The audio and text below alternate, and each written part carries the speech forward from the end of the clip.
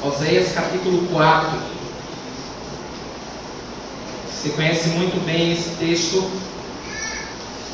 Eu quero falar nessa noite. Na verdade, eu não quero nada. Eu quero ser usado por Deus para que Deus fale, venha usar os meus lábios. E nessa noite Ele venha falar sobre a suficiência que nós temos em Cristo. Que muitos ainda duvidam que Cristo é suficiente para as nossas vidas.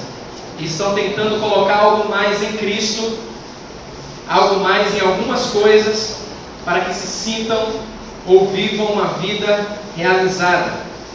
Mas eu quero começar abrindo a Bíblia, a palavra do Senhor, em Oséias capítulo 4. Porque aqui tem um alerta de Deus para cada um de nós.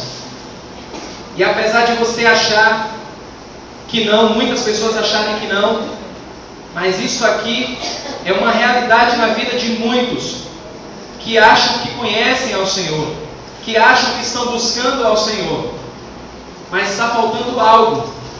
E esse algo que falta está tornando a vida de muitos um tormento. Porque a Bíblia fala em Oséias capítulo 4, versículo 6, o seguinte: todos têm?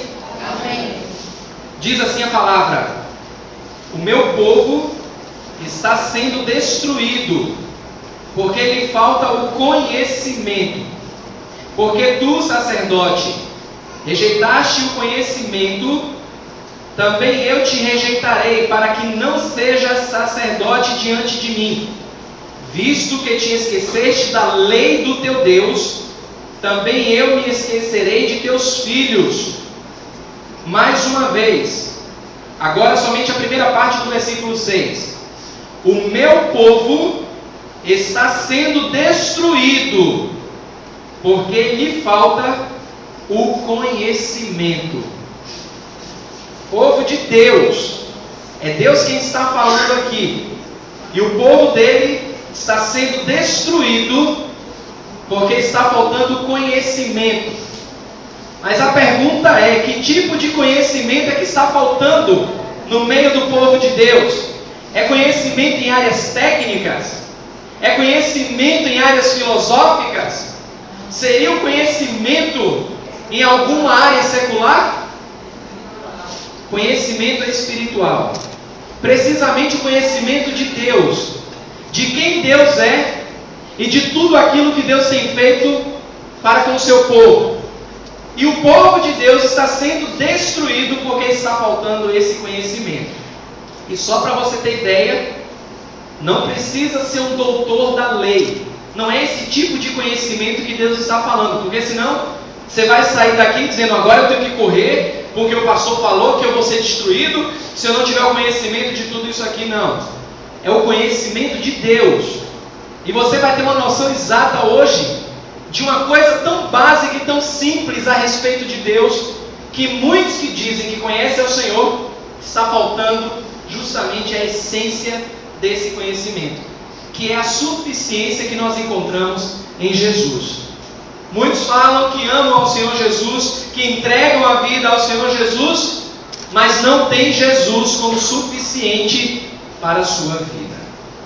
Isso me faz lembrar, como ilustração, de um certo pastor. Ele pregava lá nos Estados Unidos, era um homem com bastante conhecimento, e ele pregava em várias igrejas. E de repente, numa certa região, chamaram ele para ser o preletor. Muito cobiçado, então foi chamado para ser o preletor nessa região, na igrejinha. E ele falou, ele estava hospedado numa casa onde tinha um grupo de pessoas que fizeram a campanha, fizeram a caravana e alugaram uma casa nessa região, porque ele iria visitar várias igrejas nessa região. Então o que é que aconteceu? Ele disse para algumas pessoas que o culto seria excepcional, ele ia começar um pouco tarde, às 10 horas da noite. Então algumas pessoas não queriam acompanhá-lo. E ele disse: olha, eu vou, mas não se preocupem, que com certeza alguém vem me buscar para me levar a determinada igreja e vai me trazer de volta. E algumas pessoas ficaram lá nessa espécie de república. O pastor foi, pregou, sermão bonito, maravilhoso. Quando deu meia-noite e meia, é hora de voltar para casa, voltar para a república. Voltou. Quando ele viu de longe, ele percebeu que as luzes ainda estavam acesas. E aí ele falou com o pessoal que tinha levado ele de volta para casa alugada. Disse assim: olha, então vocês podem ir para casa que está muito frio. Eu estou vendo que o pessoal está me esperando, as luzes estão acesas. Então podem voltar que daqui para frente eu me viro. Tudo bem, pastor, Deus abençoe e vai com Deus. Então ele foi. Quando ele chegou, bateu na porta, para surpresa dele, naquele frio danado, a porta não se abria, ninguém respondia. Ele continuou batendo, nada. Mas as luzes estavam acesas. Ele foi ao redor da casa, foi para os fundos, bateu, chamou, ninguém abriu. E agora o pastor morrendo de frio, preso ali fora, noite gelada, mais de meia-noite. De repente então ele pensa o seguinte: olha, eu vou bater na porta de algum vizinho, porque aí eu vou ligar para lá, talvez o telefone acorde alguém, não sei o que está acontecendo. Quando ele ia tocar na casa de um vizinho, ele pensou o seguinte: não é viável a essa hora da noite incomodar alguém, até porque pode ser perigoso nessa região aqui nos Estados Unidos. Isso é história real. Nessa região aqui nos Estados Unidos, as pessoas têm um certo receio de assalto a esse horário. Então, vai que eu toco, eu bato na porta e alguém já me recebe a balas. Então eu vou fazer o seguinte, eu tenho que me virar agora. Com todo o frio, ele saiu estrada afora, atrás do telefone. Naquele frio ele escorregou, se melou e ficou todo enlamaçado. Mas ele avistou de longe um pequeno hotel. Foi lá, o recepcionista disse: temos aqui o telefone que você precisa, pode ligar. Então ele pega o telefone, depois de ter andado quilômetros, ele liga e, para surpresa dele, alguém atende. Aqui é o pastor, olha, eu bati aí, as luzes estão acesas, mas ninguém atendeu. Será que seria possível alguém vir me buscar? Eu estou a mais ou menos 1,5 km daí, da pousada, da República. Será que alguém pode vir me buscar? Aí a pessoa que estava do outro lado do telefone disse o seguinte: pastor, o senhor está com a chave no bolso do paletó. Lembra que nós demos as chaves ao senhor, porque o senhor tinha falado que voltaria tarde. E o pastor mete a mão no paletó, e o que é que ele encontra? A chave. O que é que essa ilustração quer mostrar? O que é que essa ilustração tem a ver com a nossa suficiência em Cristo? Ela ilustra, irmãos, a embaraçosa situação dos cristãos que procuram obter as bênçãos de Deus, mas por meios humanos. Como assim? O tempo todo nós estamos com a chave das bênçãos, Jesus. Só que aí o que é que nós fazemos? Nós recorremos a algo mais, e Deus está dizendo: vocês têm tudo que é suficiente para vocês viver uma vida que agrada a Deus, e essa chave é Jesus Cristo. Mas aí o que é que nós fazemos? Nos esquecemos que nós temos a chave das bênçãos do Senhor, e estamos querendo trilhar os nossos caminhos e buscar outras chaves e outras bênçãos que dizemos ser as próprias bênçãos do Senhor. Irmãos, Ele, Jesus por si só, Ele deveria preencher todos os nossos desejos, todos os seus anseios. Jesus deveria satisfazer todos os seus medos, as suas angústias, as suas necessidades mais básicas. Mas o que nós encontramos hoje é que não é bem assim que acontece. E não é diferente. Você que está aqui nessa noite pode fazer parte, pode estar fazendo parte desse grupo de pessoas que estão vivendo de forma a buscar outras chaves que não a chave das bênçãos que se encontram em Jesus. Só para você ter ideia do que eu estou falando, abra sua Bíblia em Pedro.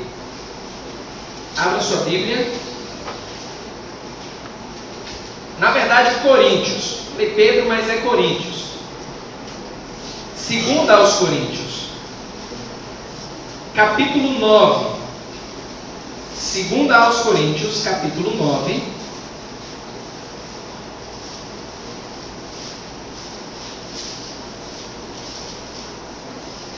Versículo 8. 2 aos Coríntios, capítulo 9, versículo 8. Olha o que a palavra do Senhor diz: Deus pode fazer-vos abundar em toda o quê? Em toda graça, a fim de que, tendo sempre em tudo ampla suficiência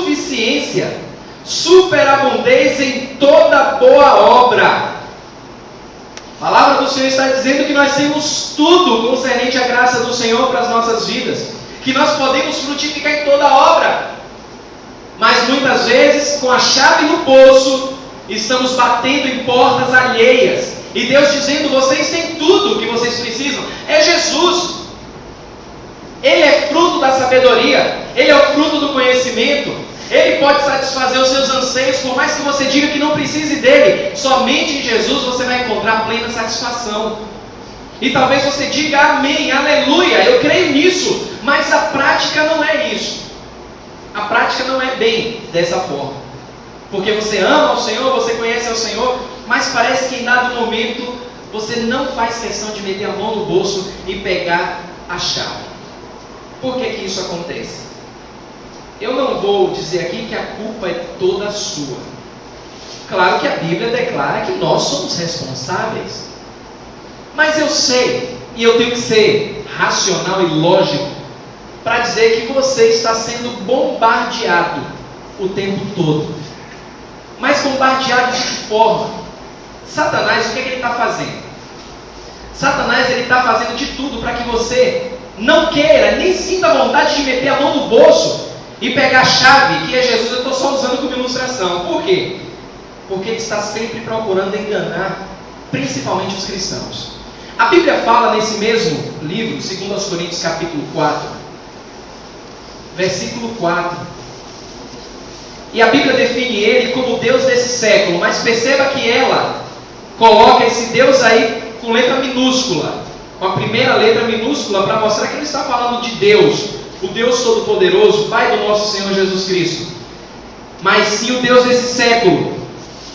2 Coríntios 4,4 diz assim: nos quais o Deus desse século fez o quê?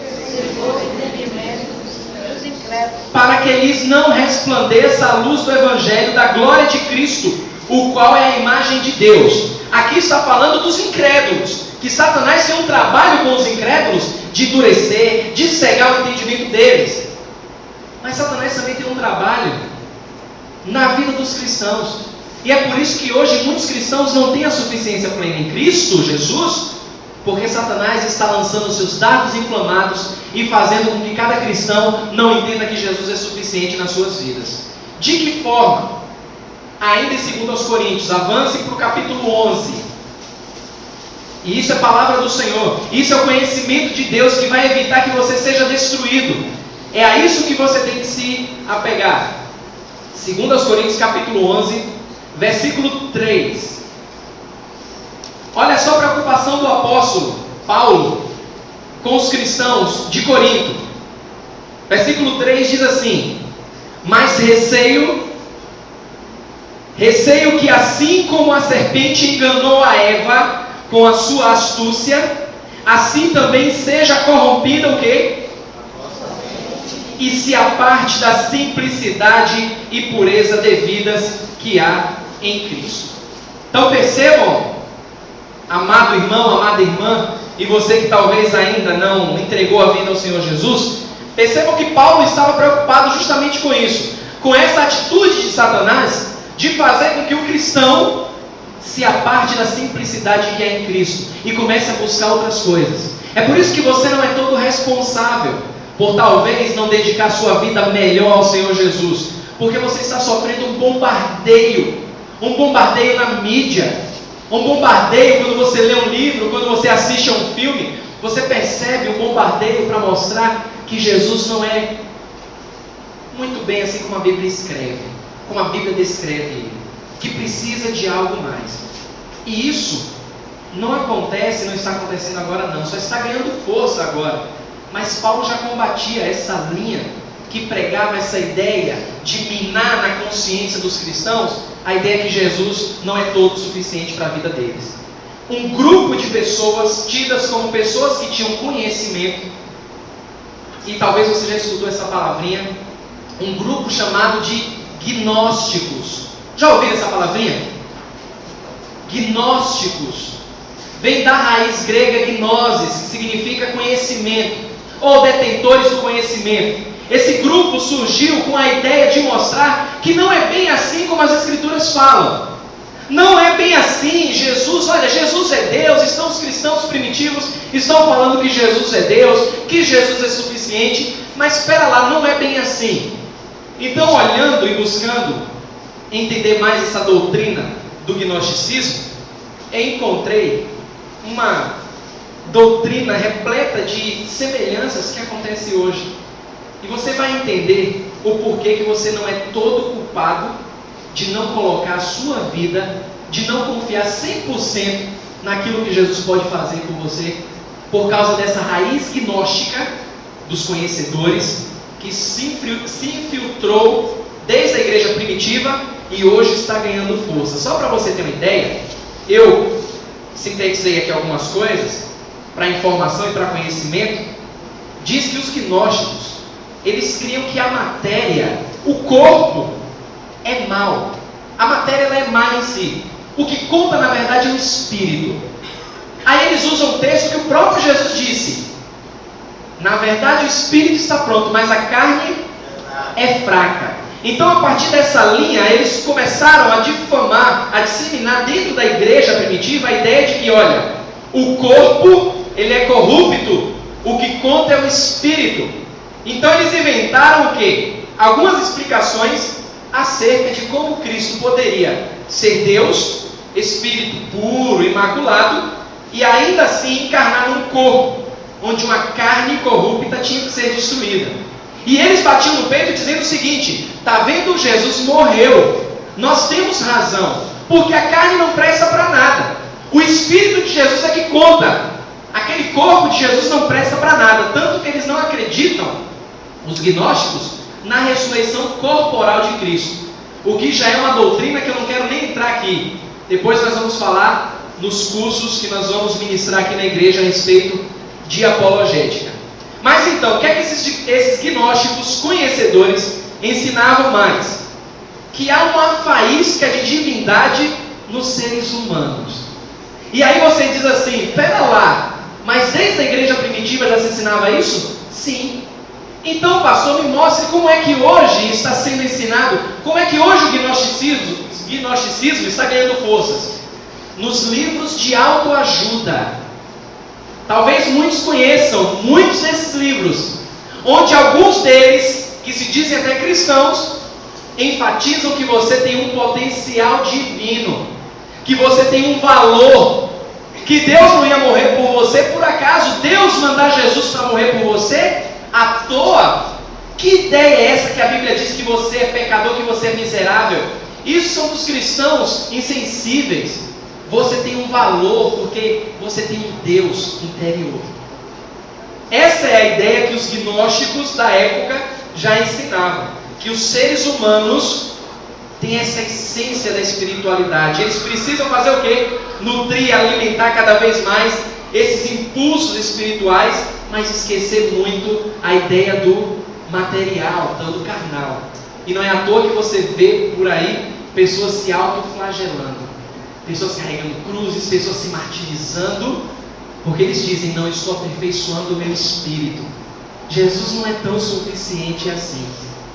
Então o que é que eles criam mais? Eles acreditavam que eles possuíam um nível de conhecimento espiritual mais elevado. E é aqui que eu começo a entrar num ponto crucial para o século 21. Porque eles pensavam assim, eles diziam: não, tudo bem, os crentes, os cristãos que seguem a Jesus, eles têm algo em comum conosco, só que nós estamos num patamar mais elevado, porque a nossa espiritualidade, o nosso conhecimento, a nossa iluminação espiritual é a chave para alcançar todas as bênçãos de Deus. A Bíblia não é tão importante assim, o conhecimento a respeito de Jesus não faz tanto sentido, mas aquilo que você experimenta, aquilo que você vive, aquilo que você desenvolve com relação à sua parte espiritual. Os cristãos primitivos, os seguidores de Jesus, eles estão presos a manuscritos, aquilo que é arcaico. Então os gnósticos entram com a ideia de fortalecimento espiritual, mas através de experiências sensoriais. Se você sente, isso significa que você é especial, que você está num patamar mais elevado que os cristãos. E essa heresia, irmãos, por incrível que pareça, tanto naquele tempo como nos dias de hoje, tem levado muitos na igreja a buscar o conhecimento oculto, além de tudo aquilo que Deus tem revelado na palavra. Não há o contentamento com a revelação da palavra, eles sentem a necessidade de algo mais. É a ideia que hoje assombra, e talvez você comece a se familiarizar com a ideia de novas revelações.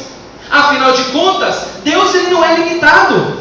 Deus ele não está preso à igreja, ele não está. Deus não se concentra apenas na Igreja Batista Esperança. A Bíblia diz que onde estiver 2 ou 3 em meu nome, ali ele está. Então Deus não está preso à Igreja Batista Esperança. A Igreja Batista Esperança não é a certa, a única certa. Mas a ideia que os gnósticos tinham naquele tempo, ela está sendo infiltrada hoje. A Bíblia e o conhecimento a respeito de Deus não é tão suficiente. Isso aqui é toda a revelação de Deus. Como vocês cristãos batistas, regulares, são tão limitados, limitando Deus? Será que Deus não pode trazer novas revelações? Percebam como isso não é da agora. Eu estou falando de mais de 2000 anos. Mais de 2000 anos. E outra coisa a respeito do gnosticismo. Naquele tempo, como nos dias de hoje, é um movimento elitizado, é exclusivista, e assim como nos tempos antigos, hoje desdenham dos cristãos que buscam a palavra. Estão desdenhando. Eu não vou muito longe, não.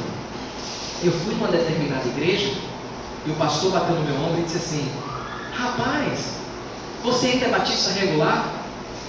Eu sou. Porque não entende o que é o regular, eu já falei aqui. Regular é conforme a lei, conforme a palavra. Aí disse: mas regular é aquele que não é nem mais nem menos, é meio termo, é regular. Aí eu disse: tudo bem, então eu não quero trazer aqui definições do que é regular, mas eu continuo sendo pastor bíblico. Ah, mas você tem que experimentar novas sensações. Você tem que deixar Deus trabalhar na sua vida. Você tem que escutar a voz de Deus.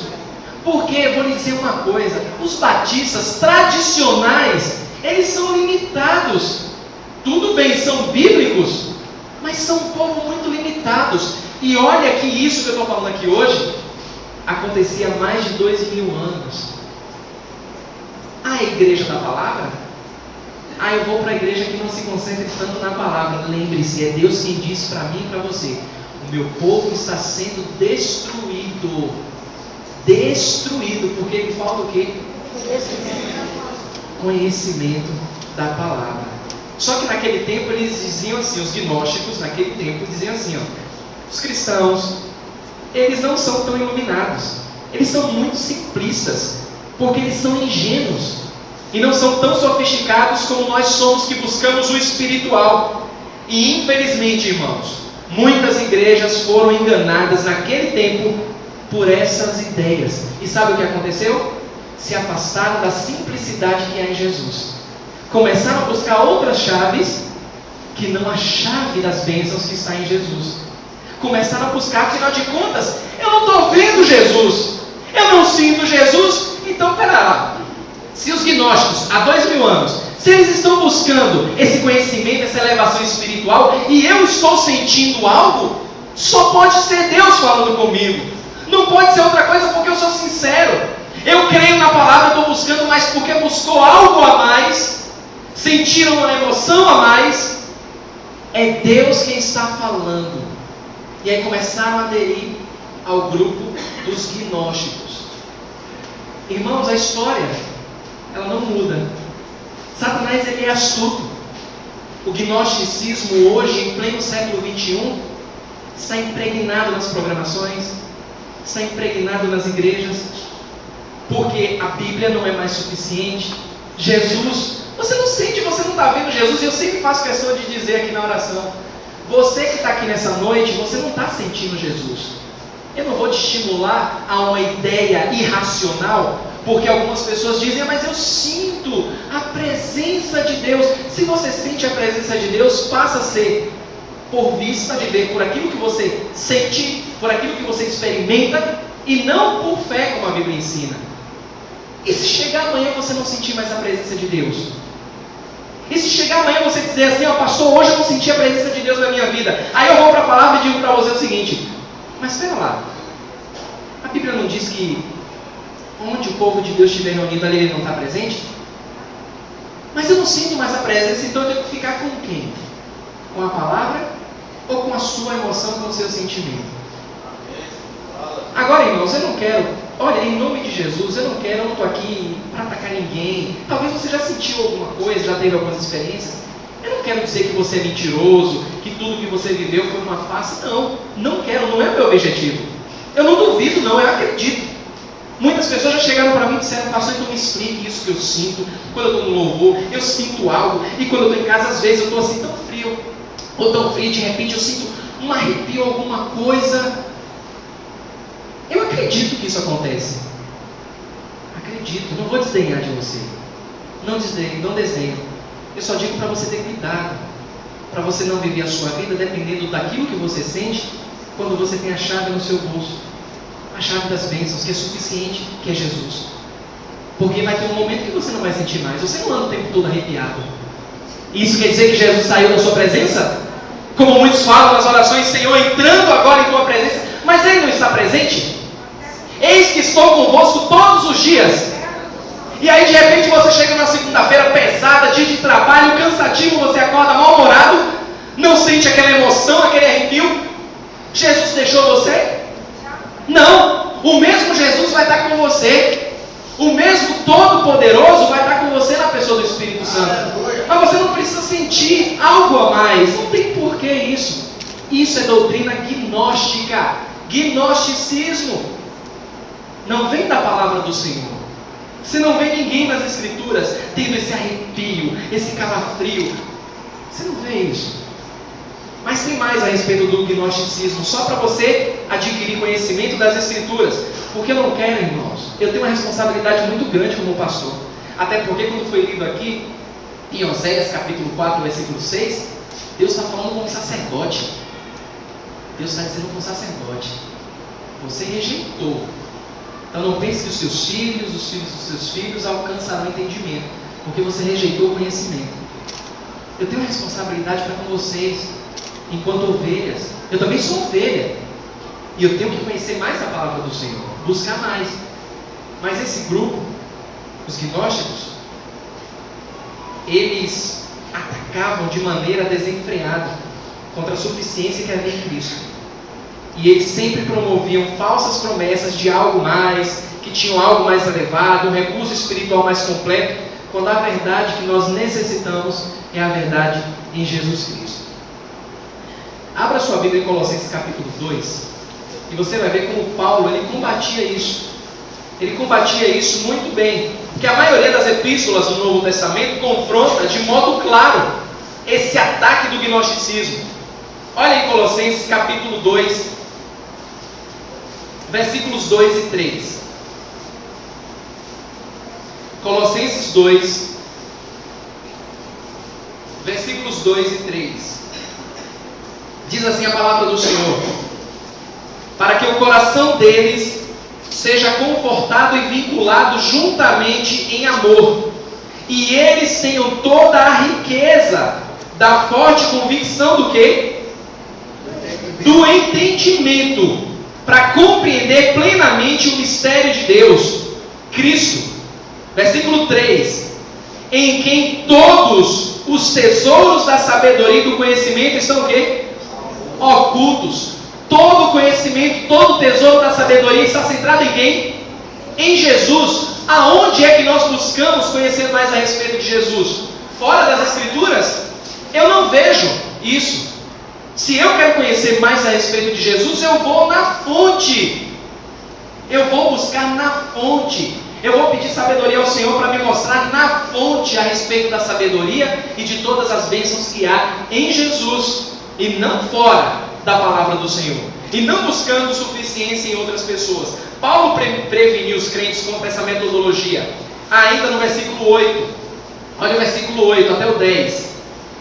Versículo 8: cuidado que ninguém vos venha a enredar com sua filosofia e vãs sutilezas, conforme a tradição dos homens, conforme os rudimentos do mundo e não segundo quem? Cristo.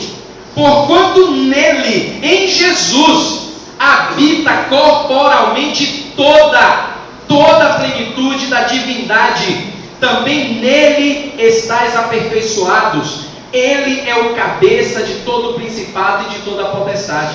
Eu não consigo ver alguém semelhante. Eu não consigo ver algo parecido, que se enquadre, que tenha toda a plenitude, senão a Jesus. E nós só conhecemos essa realidade nas Escrituras. O problema, irmãos, é que a realidade desse gnosticismo nunca morreu. Só para você ter ideia, 2 traços principais do gnosticismo em pleno século XXI têm marcado a igreja cristã. Você quer ver duas delas? Misticismo e pragmatismo. Deixa eu explicar primeiro o que é o pragmatismo. Informação para você. Lenildo, diácono Lenildo, chegou para mim e disse assim: pastor, na quinta-feira, não foi? Quarta-feira, depois do culto de oração, ele chegou para mim e falou assim: pastor, o senhor já viu? Essa para mim é nova, eu nunca tinha visto isso. Igrejas atribuindo suas metodologias de alcançar as pessoas usando o sistema do mundo. Como assim? Uma igreja, aliás, várias igrejas com academia de ginástica dentro da igreja. Você acha isso engraçado, aterrorizante? Pois deixa eu te dizer, existe mesmo. Existe. Você vai depois no site Chamada e lá você procura, você vai encontrar Chamada da Meia-Noite. Chamada da Meia-Noite. E você vai se surpreender. O que é que isso tem a ver com gnosticismo?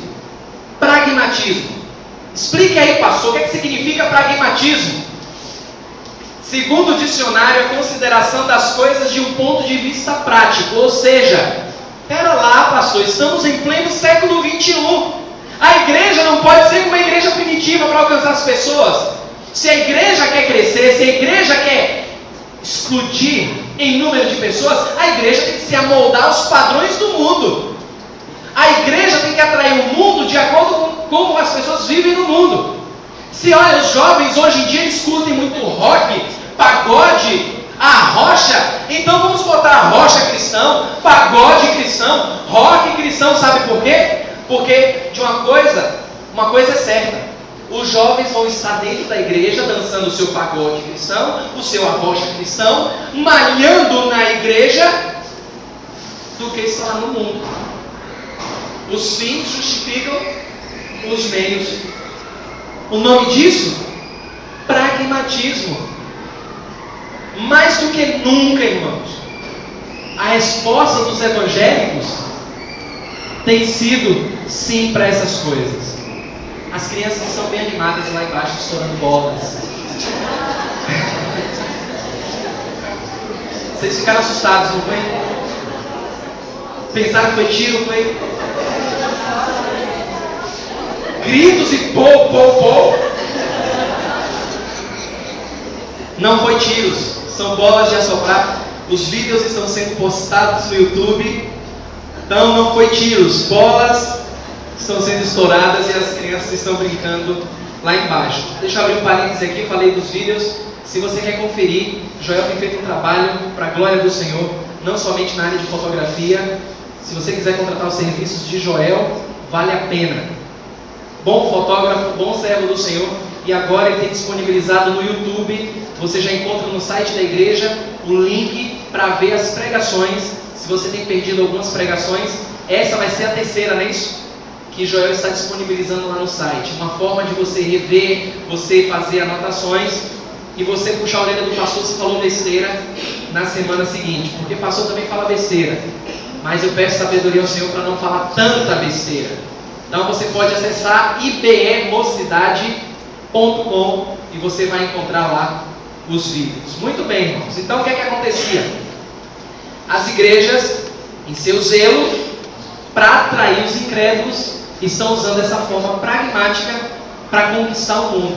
O que isso dói é que quando nós olhamos para as Escrituras, elas definem como a igreja se reunia naquele tempo. Qual o objetivo da igreja naquele tempo? A igreja se reunia para adorar, para orar, para ter comunhão com Deus, comunhão com os irmãos, e se separava para evangelizar as pessoas que não conheciam a Deus, os incrédulos. Mas hoje, o que é que muitos pensam? Que em lugar disso, as reuniões, os cultos têm que ser uma forma atrativa. Tem que ter alguém pulando, tem que ter alguém dançando, tem que ter uma melodia maravilhosa, o estilo tem que agradar aos incrédulos, porque senão ele não volta mais. Eu chegar lá na igreja, o pastor foi Bíblia para lá, Bíblia para cá, que nada, eu não vou para essa igreja não, eu vou para uma igreja onde eu posso me soltar, onde eu posso... Você pode adorar o Senhor com toda a liberdade. O que eu quero mostrar é que esse pragmatismo, o que é que eles estão fazendo? Eles estão incorporando dramatizações, estão trazendo shows variados, tudo porque eles entendem que a igreja precisa adotar novos métodos, novas linhas, porque senão nós vamos ficar para trás. E isso é raiz gnóstica no nosso meio. E por incrível que pareça, os cristãos abraçam isso. Irmãos, isso é a tentativa de se alcançar o objetivo espiritual através de métodos humanos. Paulo, ele disse, volte lá para 1 Coríntios capítulo 2. Paulo, conhecedor da palavra, homem de Deus, temente ao Senhor, buscava a Deus acima de tudo. A sua pregação, quando ele chegou para essa igreja, ele não veio apresentar algo novo, não. A preocupação de Paulo era conseguir as pessoas que não conhecem Jesus através do poder da palavra. E ele diz assim, no capítulo 2, versículo 1.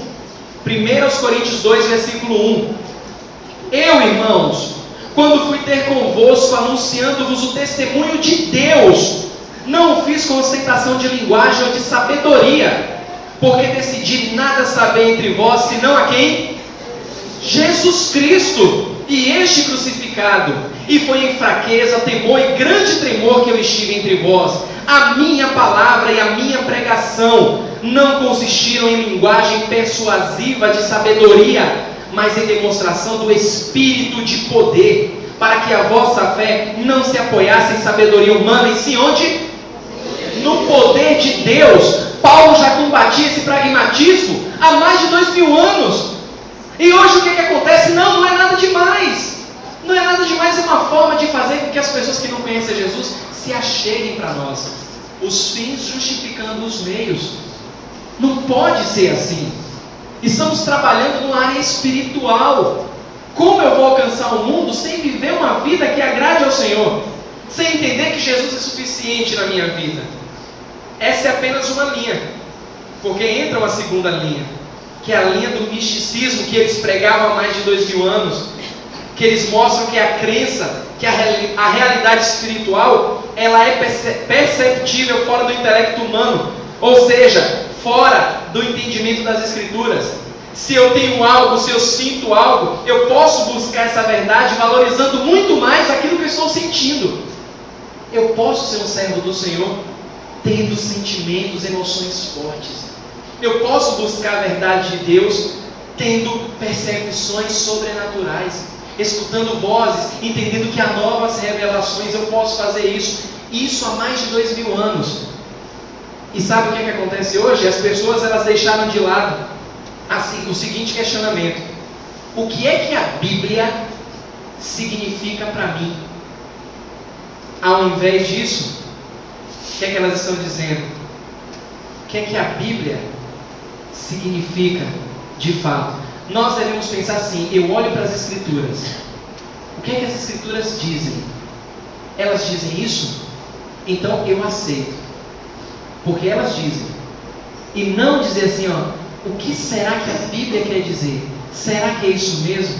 Será que algo a mais não seria necessário? Aí a gente volta para aquela ideia de que nós temos a chave no bolso e não queremos meter a mão. Então, irmãos, se nós temos a suficiência que vem de Jesus, e você tem, eu quero deixar para você alguns versículos para estimular você a entender que Jesus é suficiente, que essa prática gnóstica, ela só leva à destruição. Porque o mais interessante é que muitas pessoas ainda estão acreditando, estão buscando outras fontes, que não a palavra do Senhor, que não a suficiência que Jesus pode trazer. Mas entenda comigo que você, como cristão, você tem tudo, mas tudo em Cristo Jesus. Tudo que você precisa para encarar qualquer provação na sua vida, qualquer tentação, qualquer problema, qualquer dificuldade. Você tem tudo isso em Cristo. Até o recém-convertido, até o novo convertido, tem todas essas bênçãos em Jesus. Porque Jesus, Ele satisfaz toda a nossa necessidade espiritual. Eu não preciso, eu tenho tudo aqui nas minhas mãos. É a palavra de Deus revelada nas minhas mãos. Essa mesma palavra que declara que Jesus é suficiente para a minha vida.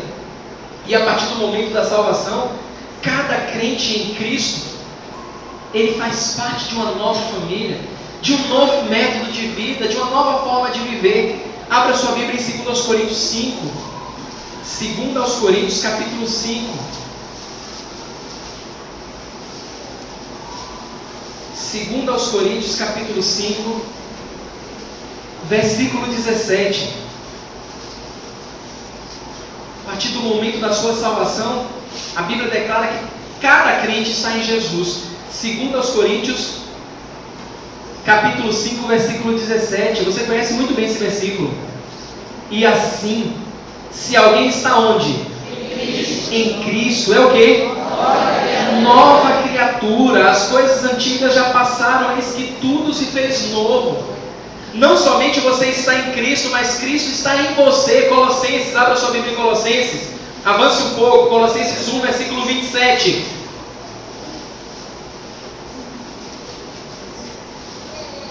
Não somente você está em Cristo, Ele é suficiente para você. Olha o que a Bíblia declara a respeito de Jesus na sua vida. Colossenses 1, versículo 27.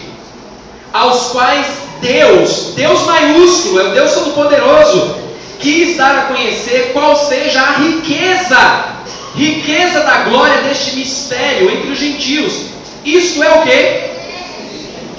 Cristo em vós, a esperança da glória. Irmãos, nós somos abençoados porque nós olhamos para Jesus e temos nele toda a suficiência que nós precisamos.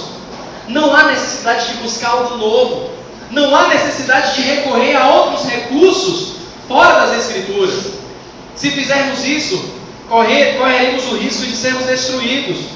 Porque a Bíblia fala que o povo de Deus, quando rejeita o conhecimento, quando lhes falta o conhecimento, está sendo destruído.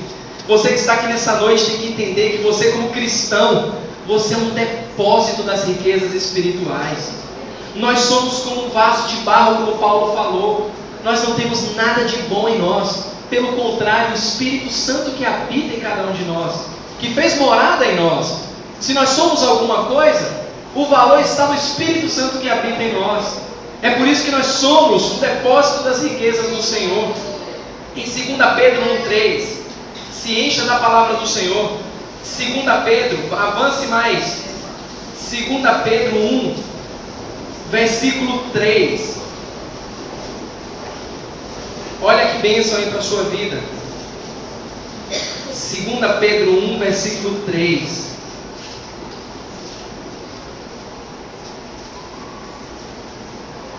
Visto como, pelo seu divino poder, nos têm sido doadas todas as coisas que conduzem à vida e à piedade, pelo conhecimento completo daquele que nos chamou para a sua própria glória e virtude. Conhecimento de Jesus, olhando para Jesus, tendo a nossa suficiência em Jesus e não fora dele. Se você diz e você afirma: eu faço parte de uma nova geração, eu sou povo de Deus, eu sou propriedade exclusiva, eu sou sacerdócio real, nação santa, você tem que viver como tal. Aquele que é sacerdote de Deus, aquele que é propriedade exclusiva do Senhor, ele vive, ele trilha o seu caminho, olhando de que forma para Jesus? Não é de qualquer forma, é de maneira firme. É dizer assim: não, Senhor, olha, as coisas não estão como eu quero, como eu penso ou como eu sinto, mas eu vou olhar de maneira firme para o Senhor. Eu não vou abrir mão disso. Eu sei que Satanás, ele é astuto. Ele vai fazer com que isso aqui seja um livro muito chato para ler, eu não consigo começar a ler, essas palavras são complicadas, eu preciso buscar Deus da minha forma e da minha maneira. Isso é engano. É engano. Você não vai adquirir conhecimento de Deus, você vai adquirir conhecimento. Mas para você não sair assustado, eu não quero nem dizer que tipo de conhecimento você vai adquirir. Porque eu também não quero ser vítima de dizer, olha, o pastor disse que eu vou sair aqui com conhecimento, porque eu sei, não é isso. O meu estímulo como seu pastor é que você se mantenha firme na palavra. É que você olhe para Jesus e que você tenha a sua completa suficiência nele. Fora dele você não vai conseguir nada. As coisas fora de Jesus sempre deixam a desejar. Mas em Jesus nós temos toda a suficiência que nós precisamos. 2012 está chegando, talvez seja o último ano em que nós vamos ficar aqui. Eu falo não no sentido formal da palavra, eu falo nós como cristãos. Muitas pessoas, eu também não quero fazer nenhuma profecia, nem prever nada. Eu só quero alertar para os irmãos que muita coisa já está acontecendo nesse final de ano de 2011, como preparo para muitas coisas que vão acontecer em 2011 e 2012, se ele chegar. E sejam atentos e vejam as coisas que estão acontecendo. Observem que isso, se a palavra do Senhor ainda não te deu aquele prazer para que você estude, você medite nela, a palavra de Deus fala dessas coisas que estão acontecendo no mundo. Olhe pelo menos para essas coisas, se volte para a palavra do Senhor e tenha suficiência em Jesus. Afinal de contas, você não precisa estar batendo na porta o tempo todo. Você tem a chave das bênçãos de Deus. E essa chave se chama Jesus.